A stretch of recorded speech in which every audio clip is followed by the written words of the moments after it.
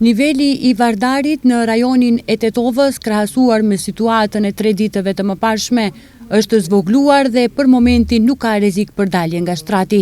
Kurse drejtimi rrugor Tumçevish-Çegran është mbyllur për shkaqe sigurie, njoftoi qendra për menaxhim me kriza në raportin e mëngjesit.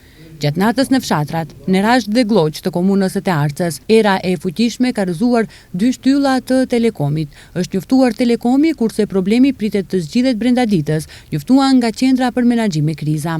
Në rajonin e Shkupit, era e fuqishme ka shkaktuar dëme në 6 lokacione. Bëhet fjalë për druj të rrëzuar dhe kabllo të këputura që kanë shkaktuar dëme në disa automjete. Në teritorin e Kërçovës, siç thon nga qendra për menaxhim me kriza, pritet stabilizimi më tepër i situatës.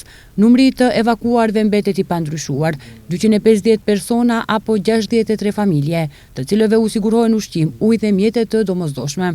Në ndërkohë, Kodra e Diellit sot në mëngjes kishte temperaturat më të ulta në mbar vendin, në -8 gradë Celsius. Sipas njoftimeve të drejtorisë për punë hidrometeorologjike, trashësia e dëborës në këtë qendër turistike është 97 cm. Nga ski qendra Kodra e Diellit njoftojnë se për shkak të kushteve të paqëndrueshme të motit dhe erërave të fuqishme, ski liftet nuk do të jenë në funksion. Ndërprerja do të jetë në fuqi deri në përmirësimin e kushteve të motit. Meteorologët për të premten paralajmërojnë rreshje të reja të borës në viset malore.